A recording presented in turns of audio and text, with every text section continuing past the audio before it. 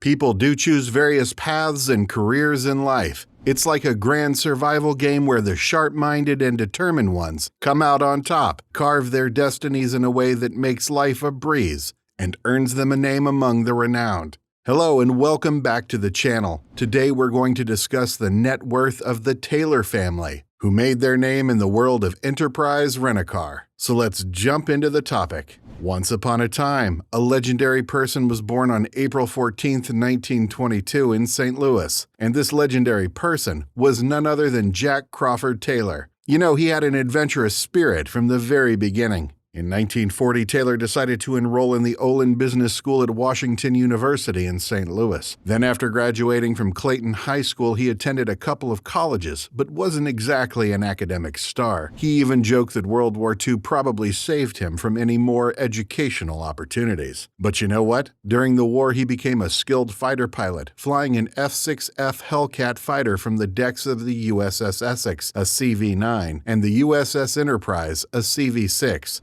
Quite the daring feat, I must say. Later on, he joined the Navy after the bombing of Pearl Harbor. It was an essential moment for him. Flying a Grumman F-6F Hellcat fighter from the decks of aircraft carriers in the Pacific gave him a sense of competence and maturity. In recognition of his bravery and skill, he was awarded 2 Distinguished Flying Crosses and the Navy Air Medal. Not many people can boast such honors. Jack Taylor's post-war journey was nothing short of impressive. After his service in World War II, he returned to St. Louis and started a delivery service company. It's interesting how he transitioned into the automotive industry by joining the Lindbergh Cadillac dealership and working his way up to becoming a sales manager. Talk about determination and hard work. Here's an exciting part. He channeled his experiences and entrepreneurial spirit into founding the Enterprise Rent-A-Car Company after 5 successful years in the car sales business in St. Louis. Jack Taylor and the owner of Lindbergh Cadillac dealership came up with the leasing concept, which eventually laid the foundation for what would become the massive enterprise empire. Who would have thought such a simple idea would lead to such great things? Now, get this. Starting the executive leasing company meant he had to take a 50% pay cut and put up $25,000 for a 25% stake in the business. That's a bold move right there. But it paid off,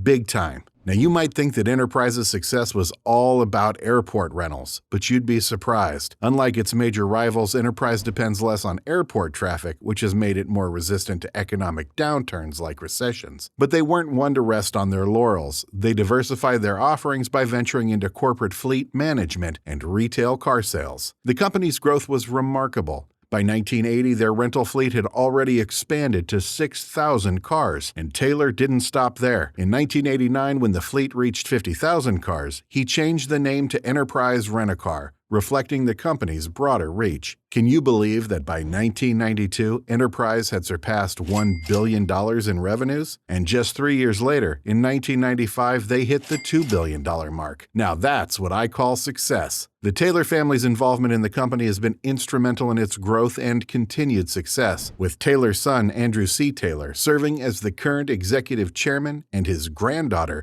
Chrissy Taylor, now leading as CEO. It's truly a family legacy that's being carried forward. However, he never intended it to become more than a small to medium-sized business. He just wanted to live comfortably, get new cars every few years, and have a nice place in St. Louis, or maybe even a house in Florida. Little did he know how huge the enterprise would become. When he first started executive leasing, it grew slowly, and it wasn't until 1961 that they had 1,000 cars on the streets and 3 locations in St. Louis. You know, they even had some adventurous moments. But you know, it took some convincing for him to jump into the rental car business. He saw it as a merciless industry with an uncertain future and thought it would be a big pain for his leasing sales staff. However, some persistent customers pushed him to give it a try, and in 1963, he dipped his toes into the rental market, starting with 17 Chevrolets. Here you can get the remaining charges to use the resources that can be changed to the whole situation. It's incredible how such a simple decision paved the way for Enterprise's phenomenal success. They went on to create imaginative relationships with insurance companies, making rental cars a popular choice for claim settlements. Plus, they tapped into a largely untapped market, and that was the home city market, catering to residents' temporary transportation needs. That's how Enterprise became the giant we know today. In general, it was known for its customer-centric approach, like offering pickup services and going above and beyond during crises like the 9/11 attacks. And you know what's even more amazing?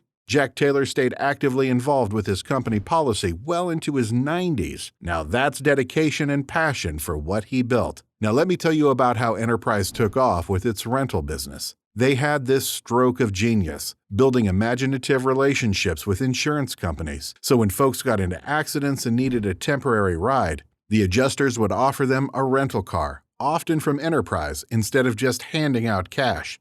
It was a win-win situation, and guess what? The passage of no-fault insurance legislation added fuel to the rental growth fire. It eliminated those long, tedious arguments over who should pay for car repairs after accidents. This whole setup opened up a whole new world, a home city market that no one even knew existed back then. Surely Mr. Taylor himself recalled how his untapped market just suddenly bloomed before their eyes. It was like a hidden gem they had discovered, and they grabbed the opportunity with both hands. Now, this home market dominance is just one of the ways Enterprise set themselves apart from their competitors. They've always been all about that entrepreneurial spirit. Their personnel dressed professionally and were ready to go the extra mile to meet customer needs, especially during crises. Another emergency event took place in 2001. When the terrorist attacks shut down airlines, Enterprise branches were filled with stranded travelers. But you know what they did? Managers came up with an ingenious plan. They organized carpools to common destinations, and even though company policy didn't allow one-way rentals, they just wanted to help those stranded customers get where they needed to go, no matter what it took. It took months to get thousands of cars back to their starting points or sold where they ended up, but they made it happen.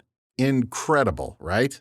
And here's another unique thing about Enterprise. They offer pickup services for customers from home, office, or even the body shop. Can you believe that? The whole idea was born in an Orlando office, where an influx of insurance claims meant a crazy demand for rentals. To avoid overcrowding their office, the manager had this brilliant idea to offer customers the option of pickup service during less busy times. Talk about being customer-focused. All these unconventional approaches made Enterprise stand out, and they sure made their mark in the rental car industry. It's no wonder they became such a dominant force both in the home city market and beyond. Their commitment to customers and innovation is truly inspiring. And speaking of legacies, there's a fantastic tribute in the works, the Jack C. Taylor Conference Center, currently under construction at the United States Naval Institute in Annapolis. It's named in recognition of his incredible career as a U.S. Navy fighter pilot and, of course, his contributions as an entrepreneur, business leader, and philanthropist.